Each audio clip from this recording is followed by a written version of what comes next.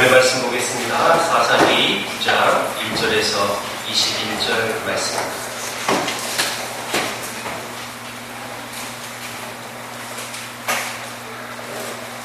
사사기 9장 1절에서 21절 말씀 한 절씩 교독하겠습니다.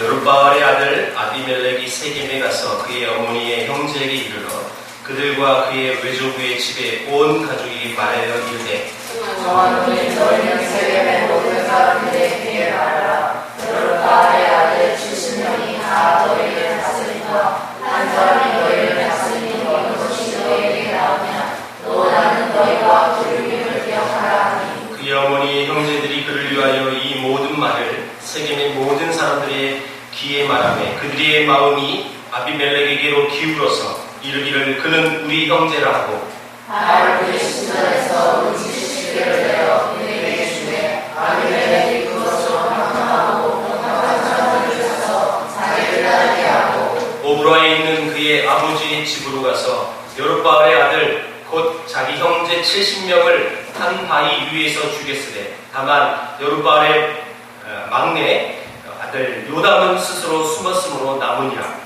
세겜 모든 사람과 밀로 모든 족속이 모여서 세겜에 있는 성소에 나오는 곁에서 아비멜렉을 왕으로 삼으니라. 사람들이 요담에게 그 일을 알리매 요담이 그리신 산 꼭대기로 가서 서서 그의 목소리를 높여 그들에게 외쳐 이르되 세겜 사람들아 내 말을 들으라. 그리하여야 하나님이 너희의 말을 들으시리라.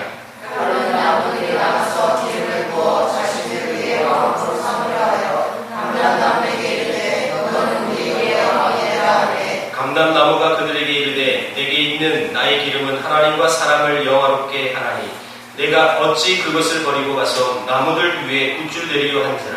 나무들이 또 무화과 나무에게 이르되 너는 나가서 우리 위에 왕이 되라 하되 무화과 나무가 그들에게 이르되 나의 단 것과 나의 아름다운 열매를 내가 어찌 버리고 가서 나무들 위에 굿줄 내리려 한지라. 나무들이 또 포도나무에게 이르되 너는 나가서 우리 위에 왕이 되라 하되 포도나무가 그들에게 이르되 하나님과 사람을 기쁘게 하는 내 포도주를 내가 어찌 버리고 가서 나무들 위에 굿줄 내리려 한지라. 이에 모든 나무가 가시나무에게 이르되 너는 나가서 우리 위에 왕이 되라 하되 가시나무가 나무들에게 이르되 만일 너희가 참으로 내게 기름을 부어 너희 위에 왕으로 삼겠거든 와서 내 그늘에 피하라. 그리하지 아니하면 불이 가시나무에서 나와서 레바논의 백향목을 사를 것이라 하였느니라. 이제 너희가 아비멜렉을 세워 왕으로 삼았으니 너희가 내 것이 잘할 것이라고 울고 있냐. 이것이 여호와가 그의 집을 성대하느냐. 이것이 그의 생각나는 그에게 일어나느냐. 우리 아버지가 전에 죽음을 무릅쓰고 너희를 위하여 싸워 미디안의 손에서 너희를 건져 냈거늘 너희가 우리를 나의 아버지에게 쫓아서 그의 아들 70명을 한 바위 위에서 죽이고 그의 여종의 아들 아비멜렉이 너희 형제가 된다고 그를 세워 세겜 사람들 위에 왕으로 삼았도다.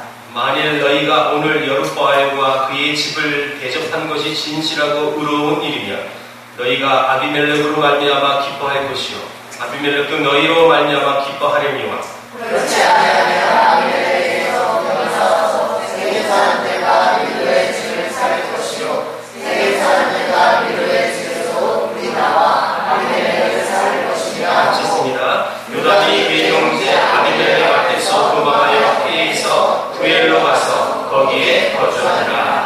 아멘. 이 감람나무, 무화과나무, 포도나무, 가시나무 이 예화는 유명한 예화죠. 숲속에서 누가 우리들의 왕이 될 것이냐 이 문제를 회의했고 그래서 먼저 감람나무에게 찾아가서 우리의 왕이 되주십시오.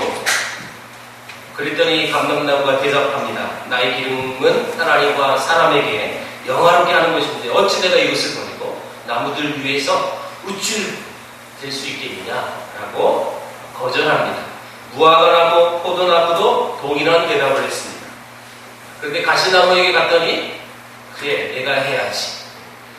가시나무가 이렇게 말했어요. 내 그늘에서 피해라. 여러분 그늘이 있어요 없어요? 없죠. 가시나무가 무슨 그늘이 있어요? 근데 내 그늘에서 피해라. 감람나무는 줄기가 비어도 자랄 수 있어서 1000년 이상 살 수 있는 나무입니다. 성장한 나무는 1년에 약 500kg 정도의 열매를 내기도 하고, 다시 말하면 좋은 나무죠. 탁월한 나무고, 그 나무들 중에 왕이 될 수 있는 자격이 있다고 말할 수 있는 거예요. 그런데 그것을 요청이 왔을 때 내가 어찌 유출되리요? 안 한다는 거죠. 근데 가시나무는 아무 볼품이 없고 아무 쓰잘데기 없는 거예요. 뭐 뗄감으로 쓸 수 있을까요? 그랬던 그 가시나무가 내 그늘에 와서 피하라.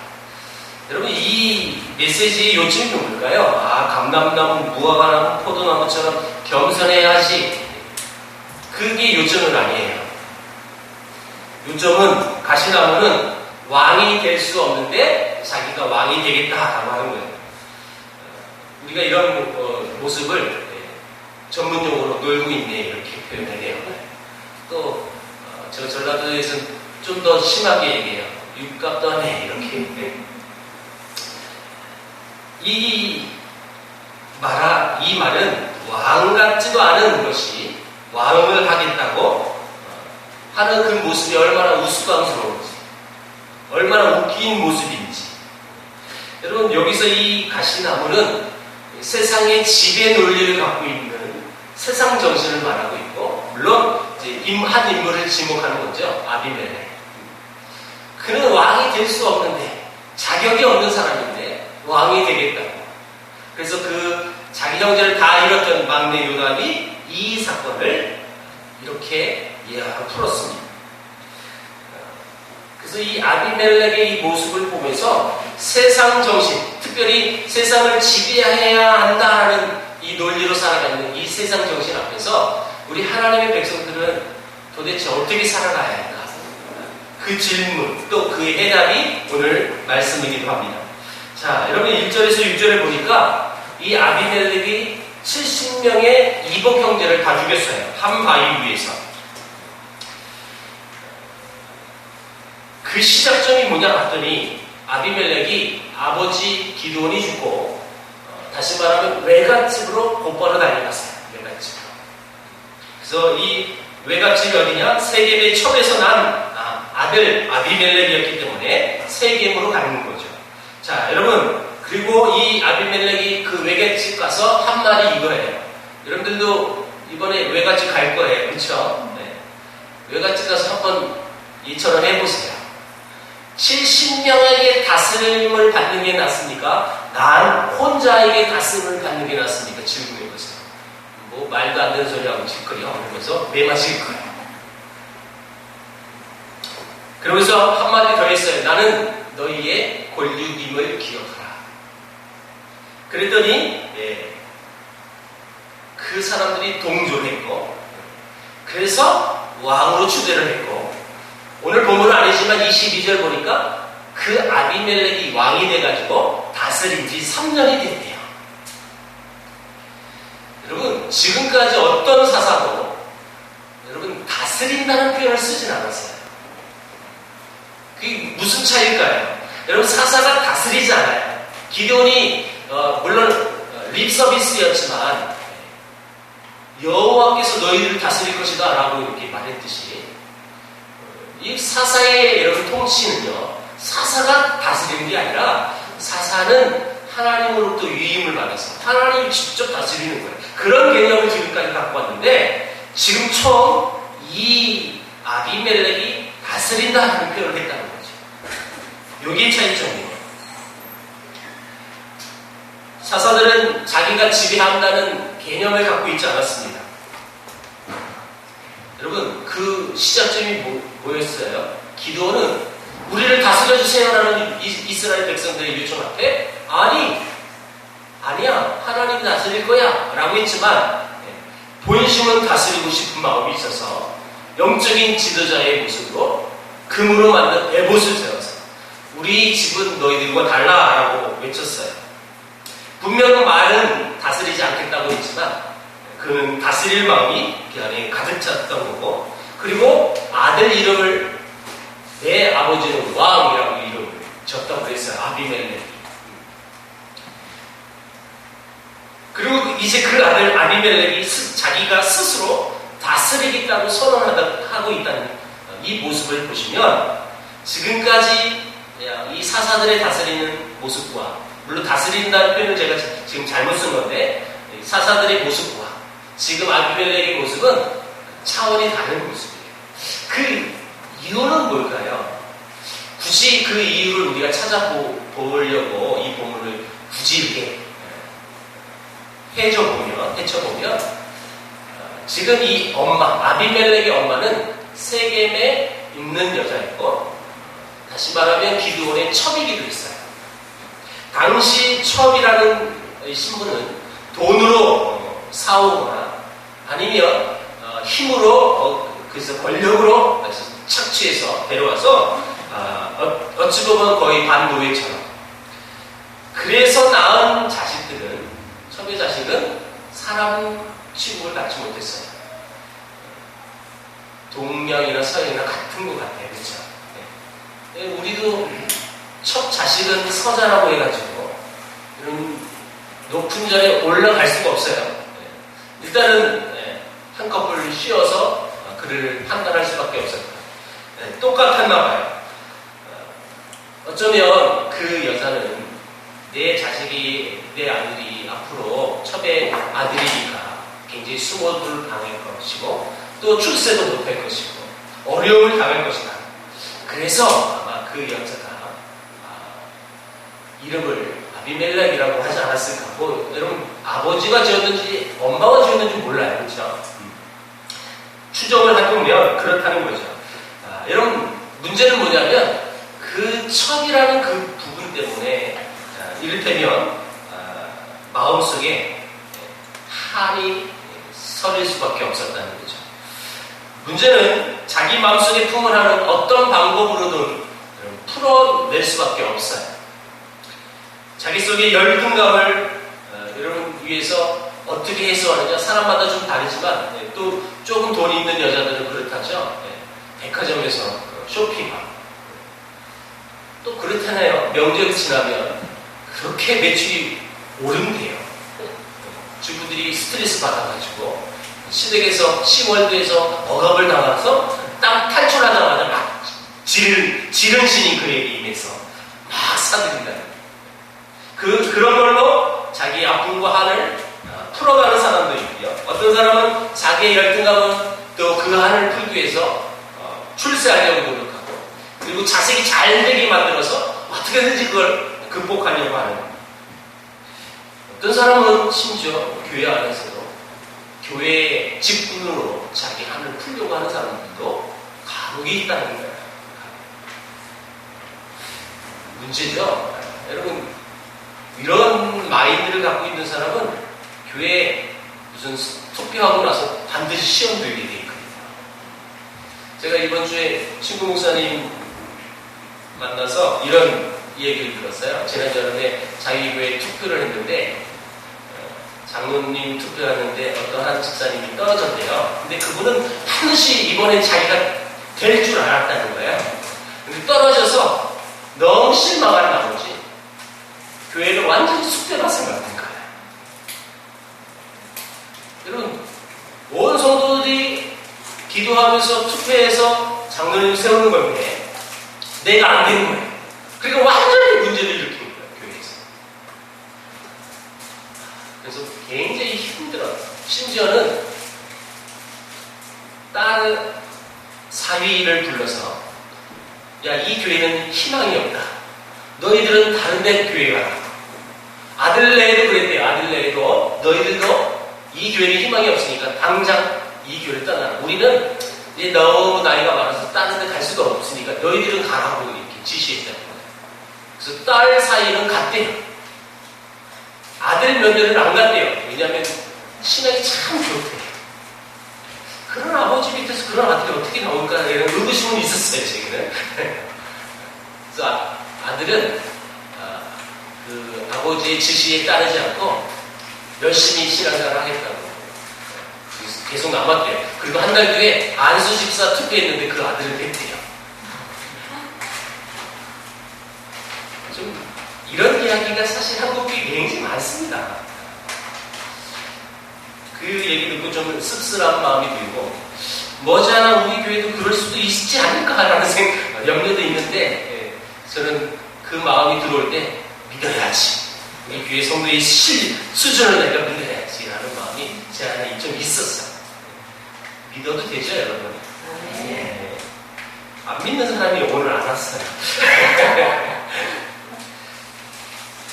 여러분, 누구나 열등감이 있고 누구나 한에 서린 그런 마음이 있을 수 있거든요. 그렇죠? 누구나. 아니, 그 사람이 잘 믿을지라도 그런 마음은 들 수 있는 거예요, 사실. 그 마음조차도 안 든다는 건 좀 거짓말이죠. 인간이니까, 나약하니까. 그런데 그런 아픔이 자기에게 왔을 때 어떻게 풀어가느냐에 따라서 그 사람이 성숙한 그리스도이냐, 그렇지 않느냐, 그것을 판단할 수 있다는 겁니다. 한 사람의 마음을 지배하는 것이 무엇이냐, 그것이 얼마나 중요한지를 여러분 이 본문을 통해서 잘 우리가 알 수 있는 겁니다. 특히 지도자의 마음, 리더의 마음 속에 내가 지배하겠다, 나 아니면 안 돼라는 생각을 갖고 있으면 그 결과는 굉장히 엄청난 결과가 초래가 됩니다.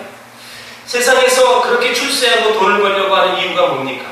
자식에게 그렇게 매달리는 이유가 도대체 뭡니까? 나는 못했지만 내 자식들은 좀 그래도 화를 풀고 싶은 마음들이 분명히 있다는 거죠. 또 한 가지 오늘 본문 속에서 다른 사사들이 치리하는 기간을 표현할 때는 평온했다는 말이 꼭 나오는데 아비멜렉이 다스리는 3년 동안은 평온했다는 말이 전혀 나오지 않아요. 왜냐하면 온통 아비멜렉과 백성들 사이에 다툼과 투쟁이 분명히 있었기 때문에. 또 사사들의 이야기 속에는 종종 여호와의 영이 그들에게 임한 모습이 나와요. 그러나 절대 아비멜렉에게 그런 메시지가 나오지 않아요. 사람이 열등감을 품어내는 곳에서는 사실 성령의 역사가 일어나지 않습니다. 자기 마음속에 한을 품어내는 곳에서도 분명히 성령의 역사는 일어나지 않는 것이죠. 성령님은 자기 속의 한을 예수님의 십자가의 은혜로 해결받고 오히려 자기 삶을 다른 사람을 사랑하고 섬기는 삶으로 전환할 수 있도록, 여러분, 그렇게 성령님의 역사가 그거이기 때문에 성령을 지배받는 사람은 절대 그런 일로 버리지 않는다는 거예요. 그래서 여러분, 저는 이렇게 여러분에게 축복하고 싶은데 여러분들 마음속에 성령님의 은혜와 사랑의 역사가 충만하기를 축원합니다. 그것으로 사로잡혀야지. 왜 나는 안 될까? 왜 이런 한들이 내 안에 쌓여 있으면 절대 성령의 지배를 받을 수 없다. 하나님의 뜻에 합당하고 겸손한 꿈은 자기 인생을 영광스럽게 만들 것입니다. 하나님의 뜻에서 나오는 진실한 꿈은 다른 사람들 또한 섬길 수 있는 은혜가 그 안에 나오는 거지. 여러분, 내 그 한 속에 있는데 다른 사람을 생각할 필요가 없죠. 심지어는 그랬다는 거예요. 아까 자꾸 난 그분 얼굴도 모르는데 씹는 것 같아서 너무 미안하고 죄송한데 그분이 그랬다는 거예요. 담임 목사한테도 항의를 했대요. 왜 항의했느냐? 목사님이 나를 적극적으로 추천했어야지 성도들이 찍지. 왜 그것도 안 해주었으면 내가 떨어지게 만들었냐. 그 얘기 듣는 목사는 얼마나 또 가슴 아프겠어요. 그렇다고 막 뭐라고 할 수도 없고 어른한테. 친구니까 나한테 얘기하더라고요. 떨어질만 하니까 떨어진 것 같다고. 그런 분이 또 당회원이 됐으면 또 당연히 얼마나 또 어지럽게 만들겠습니까? 여러분, 중요한 건 이 사건을 통해서, 이 본문을 통해서 이 아비멜렉의 한 마디의 메시지를 또 한 번 우리가 유심히 살펴볼 곳이 하나 있는데, 그게 뭐냐면 나는 너희의 권력임을 기억하라 라고 말했다. 세계 사람들이 아비멜렉을 지지하고 따랐던 이유는 한마디로 표현하면 단순했어요. 권력이다. 피를 나눈 형제다. 그래서 그 권력임을 기억하라. 이 메시지가 이 사람들에게 전해지니까 그들이 인정했어요. 그는 우리 형제다. 뭐 이런 혈육에 대한 부분이 뭐 나쁜 건 아니죠, 그렇죠? 우리가 또 이 예배 마치고 혈육을 향하여 또 달려갈 거예요. 그럼 분명히 혈육 자체는 나쁜 건 아니에요. 혈육, 지연, 뭐 학연 우리가 뭐 지향해야 될 것, 이렇게 말하는 것인데, 이런 그 모든 것은 그 자체는 나쁜 건 아니에요. 같은 학교 나오고, 같은 고향을 낳고, 같은 피를 나눈 가족이, 이런 그 자체가 나쁜 건 아니죠. 그런데 그것을 이용해 먹는 것. 그것이 나쁜 것입니다. 왜요? 그것을 이용해서 결국 이복 형제 70명을 다 죽였답니다. 자기 야망을 달성하기 위해서 혈연에 호소하고 지연에 호소하는 것, 사실 이것이 세상 논리예요. 세상은 혈연과 지연으로 연대감을 형성하고 다른 사람에게는 경쟁심과 적대감을 갖게 하고 자기에게는 동양의식을 갖도록 해서 그렇게 해서 막 마음을 동역해가지고 이끌어 나가는 것. 그게 세상이에요. 그러다 보니까 그들이 잊지 말아야 될 것, 그것을 하나 잊은 거예요. 하나님을 기억하지 않았다. 하나님을 기억하고 그것이 우선순위가 되어야 되는데 혈연에 호소하고 지연에 호소하고 그것이 문제라는 거예요. 마음의 하늘을 풀려는 혈연과 지연의 논리에 하나님을 잊어버리고 살았다는 것. 근데 그것이 이 아비멜렉 시대만 그랬냐는 거예요. 우리나라는 유독 심해요. 그렇죠? 우리나라는 지방 색깔로 당이 구분되어지는 특별한 나라예요. 어떤 정치적인 논리 개념 가지고 선진국은 여러분 당이 나눠지는 거예요. 그렇죠? 그런데 우리나라는 지역으로 나눠져요. 굉장히 가슴 아픈 이야기예요. 이를테면 호남당, 영남당, 충청당이에요. 말만 다를 뿐이지. 이것은 정말 아픈 이야기입니다. 저는 그래서 물론 저는 서울에서 태어났지만 또 이 자녀 연배까지만 해도 부모님들의 고향이 자기 고향처럼 여기는 사람들이 많이 있거든요. 저희 부모님들은 호남 분들이에요. 그래서 저는 어렸을 때 나도 호남에 관련된 그쪽에 투표했었어요. 솔직히. 왜냐면 잘 모르고 20대 초반 때 얘기예요. 그러다 보니까 그냥 찍는 거예요.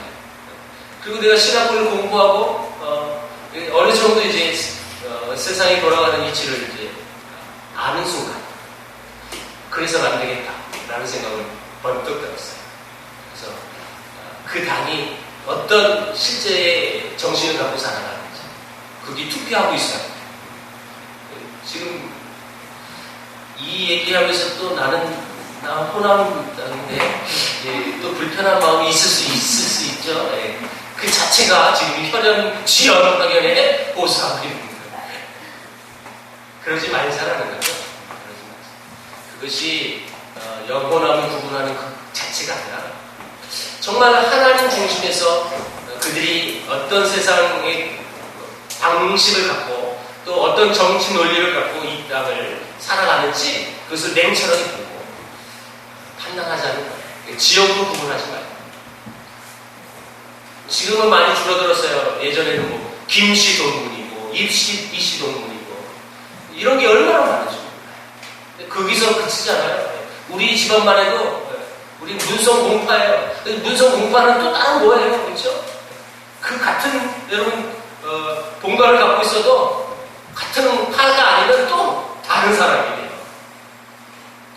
참 이걸 세부적으로 들어가면 자기들만의 공동체가 너무 많아요.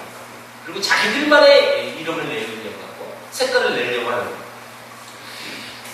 하나님의 백성이라면 이런 세상의 혈연, 지연, 학연 논리에 지배를 받지 않아야 한다는 것입니다. 조선시대에 허준이라는 사람이 유명한 사람이 있습니다. 동의보감을 지었습니다. 얼마나 허준의 책이 유명한지 독일에서도 그것을 번역을 했답니다. 저도 몰랐는데. 그런데 허준의 일생을 조사해 보면 정확한 출생 일시를 알 수가 없대요. 이유는 그가 서자였기 때문에. 철이 아들이었기 때문에. 여러분 그 대표적인 소설이 있죠? 형을 형이라 부를 수 없고 홍길동전. 그것도 이제 서자의 약품이에요. 허준은 그럼에도 불구하고 가족의 영적인 아픔을 갖고 있는 사람이에요. 그러나 그 한을 일반 사람들처럼 여러분 파멸시키고 정지하고 그런 인생으로 살아가는 사람이 아니에요. 그렇죠? 그러니까 유명해진 거죠, 사실. 심지어는 당시 모든 의학서적은 한문으로 기록을 해야 하는데 동의보감은 한문체와 한글체도 있다는 거예요. 그거까지 배려했다는 거죠. 자기 속에 하늘을 응어주신 것을 어떻게 푸느냐 하는 그 문제가 그 사람이 세상을 따라서 살아가느냐 하나님을 따라서 살아가느냐라고 알 수 있는 거죠. 아무리 내가 예수를 믿습니다라고 말로 하고 기도를 여러분 청산유수처럼 하고 성경을 줄줄 외워도 그 사람의 사는 방식이 원리가 하나님 나라의 방식이 아니라면 그 사람은 결코 온전히 하나님을 믿는 사람이라고 말할 수 없는 것입니다. 하나님 아버지께 매달려서 가장 먼저 세상의 논리에 학연에 세련에 지연에 호소하는 것이 아니라 하나님 나라의 방식으로 살아가는 사람은 하나님께 기도하는 사람입니다. 하나님께 매달리는 거죠. 그리고 그 십자가의 은혜가 너무 한없이 크고 놀라워서 내게 늘 그 은혜가 차고 넘쳐서 오직 나의 초점은 하나님만 향하는 것. 이게 하나님 나라의 방식으로 살아가는 사람입니다. 그러지 않은 사람은 지금 이 모습을 위기를 어떻게 모면할까? 혀를 놓지 못합니다. 아비멜렉은 하나님의 은혜를 기억하지 못했기 때문에 혈연으로 호소했습니다. 여러분들은 어떻습니까? 여러분들의 이 세상을 살아가는 방식이 여러분 실제로 세상의 원리에 지배받는 삶을 살고 있지는 않습니까?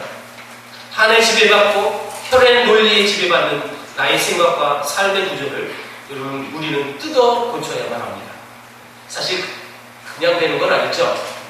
어떻게 해야 이렇게 살아가고 이렇게 뜯어 고칠 수 있을까요?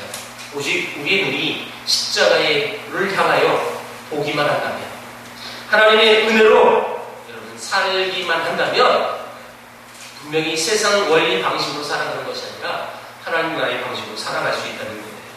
자, 다시 한번 오늘 본문으로 들어봅니다. 세겜 사람들은 우리 형제라고 한 다음에 그들이 한 다음 행동이 기가 막힌 행동이 나와요. 어디로 갔느냐? 바알 브릿 신전으로 갑니다. 바알 브릿 신전. 이곳은 세겜인데요. 자, 세겜은 어디입니까? 이스라엘이 가나안에 들어가서 맨 처음으로 하나님과 언약을 맺었던 장소이기도 해요. 이 세겜은 여러분 양옆에 그리심산과 에발산이 있어요. 그래서 한쪽은 축복, 한쪽은 저주. 이 세겜이라는 것은 이스라엘 역사에서 굉장히 중요한 여러분 의미를 담고 있는 지역이기도 해요. 그런데 그곳에 뭐가 있다고요? 바알 신전이 있었다는 거예요. 그들은 그 우상의 신전에 모아놓은 은 70개를 여러분 이 아비멜렉에게 줍니다. 은 70이 뭐냐? 정치자금이에요. 정치자금. 그 70개는 뭐 했느냐? 성경에 보니까 방탕하고 경박한 사람을 샀다고 표현해요. 이 말은 뭐냐? 요즘 말로 표현하면 정치 깡패를 산 거예요. 은 70개를 그것도 우상 신전에서 정치가 자금을 받아서 그걸로 정치 깡패를 사가지고 그래서 그들이 뭐 했느냐? 자기 이복 형제 70명을 죽이기만 한 거예요. 이게 정치거든요. 세상의 정치는 돈과 힘이 필요합니다. 그러지 않고는 정치를 할 수가 없대요. 형제라도 서슴없이 죽일 수 있는 악랄함이 그들에게 있어야 또 정치도 할 수 있대요. 무자비하고 무정함이 그들에게 있어야 한다는 거예요. 내가 불리하면 형제라도 죽여야 하는 거예요. 그런 독심을 품어야만 정치를 할 수 있는 거죠. 인간의 이 정치 논리는 우리 인간의 삶을 황폐케 만듭니다, 사실. 그런데 사람 속에는 이런 광기가 누구나 있대요. 누구나. 그래서 자기 욕심을 이루려고 마음을 먹으면 예외 없이 누구도 상관없이 아니 목사도 상관없이 그 마음에 지배받으면 별짓을 다 한다는 거예요. 사실 성경에서 계속해서 이런 독심을 품고 살면 얼마든지 하나님을 믿었던 사람들도 그렇게 살아갈 수 있다고 성경이 계속 말하고 있는 거예요. 사실. 문제는 그 세상의 논리에 사로잡혀 있는 사람들은 그것이 얼마나 미친 짓인지 모르고 살고 있다는 거예요. 그런데 우리는, 하나님의 백성들은 그 무서운 관계를 알고 있다는 거예요. 그래서 우리들은 그 정치 논리에 쉽게 휩쓸려서는 안 된다는 거예요. 우리에게는 하나님의 은혜의 원리가 있기 때문에 세상의 지배 방식으로, 정치 논리로 이 땅을 살아갈 수 없는 거죠, 사실. 요즘 전 세계의 유명한 관광지들 중에는 고대 문명의 발상지가 많습니다. 그렇죠? 이집트의 피라미드, 저기 잉카의 마야 문명, 이런 거, 또 동남아시아에는 앙코르와트, 중국의 또 만리장성, 이런 위대한 건축물들을 한번 보세요. 사람들은 거기가 너무 어떻게 이런 걸 지었어? 라고 하면서 인간의 경이로움을 생각하면서 그 건축물을 봅니다. 근데 그 뒤에 숨어 있는 걸 봐야죠. 그 시대에 그렇게 지으려면 얼마나 많은 희생이 필요했겠어요. 요즘처럼 무슨 중장비가 있었어요. 다 손으로 하는 거예요. 여러분 다 조사해보세요. 그런 거 지을 때 엄청난 이런 노동했던 사람들이 죽어나갔습니다. 그런데요, 재밌는 걸 발견했어요. 우리 교회 가까운 이 수원, 화성이라는 곳이 있어요. 그렇죠? 그럼 화성을 누가 지었죠? 어느 왕이? 정조왕이. 우리 김동수 선생님이 제일 잘하시네요. 화성을 제일 많이 가시거든요. 근데 이 정조 왕께서 이렇게 말씀하셨대요. 나는 화성이 빨리 건설되는 것을 바라지 않는다. 그 대신에 백성들이 즐겁게 참여하느냐가 내 관심사다. 그러면서 일군의 반나절 품삯까지 다 계산해줬고, 그 일했던 사람들의 이름들을 화성 이 개에다가 다 이름을 기록했다는 거예요. 백성들을 사랑한 정조의 마음을 사실 알 수 있어요. 근데 그 정조가 어떤 사람이에요? 아픔이 많은 사람 아닙니까? 아버지가 사도세자잖아요. 아버지가 할아버지한테 죽임을 당해요. 요즘 이 사도세자, 영종조, 요 시대의 드라마, 영화가 굉장히 많이 나와요. 그쵸? 저는 생각해봤어요. 저는 이 사건을 조사해봤을 때, 진짜 아버지가 그 아들이 미워서 죽였을까? 분명히 사도세자도 문제가 있었다고 저는 봐요. 어떤 책에는 요즘 말로 말하면 정신병이 있었다라고.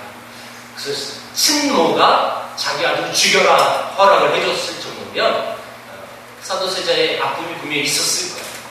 자, 거두절미하고 어찌됐든 이유를 막론하고 아버지가 그렇게 할아버지한테 엄청난 죽임을 당했어요. 그 뒤주에 갇혀서 굶어 죽고 만든 그곳이 얼마나 끔찍한 사건입니까? 그 아픔을 갖고 있었던 한 나라의 아들이 왕이 됐어요. 그 한도 있었을 거예요. 그런데 정조가 우리 조선시대에서 훌륭한 왕이라고 이렇게 평가받잖아요. 그렇게 평가받을 수 있었던 많은 이유 중에 백성을 사랑하는 마음이 그 안에 있었다. 이런 마음이 하나님의 백성들이 마음이어야 저는 된다고 생각합니다. 아마도 이런 인품을 갖고 있는 사람이 목사가 돼야 되는 것 같아요. 정조가 제사를 할 수는 없어요. 그렇죠? 할 수 없지만 이런 마음을 갖고 있는 사람들이 실제로 크리스찬이어야 한다는 것이죠. 제가 옛날 문명의 이야기도 잠깐 나눴고 우리나라 한 나라의 왕을 잠깐 소개했어요. 무엇을 비교하고 싶었느냐. 여러분 그렇게 문명을 그 피라미드 같은 엄청난 만리장성 같은 건축물을 세웠던 그 나라의 지도자. 그 사람들은 어떻게 이렇게 만들었을까? 그 최고의 리더를 칭송한단 말이에요. 그 안에 있는 우리는 아픔을 기억하지 못해요. 그 슬픔을 기억하지 못해요. 그에 비하면 화성은 정말 장난감이죠, 사실. 굉장히 작아요. 그럼에도 불구하고 그 건축물을 다 만들 때 한 임금이 이 나라의 백성들을 사랑하는 마음을 읽을 수가 있었다는 거예요. 이런 마음이 우리 성도들의 마음이어야 한다.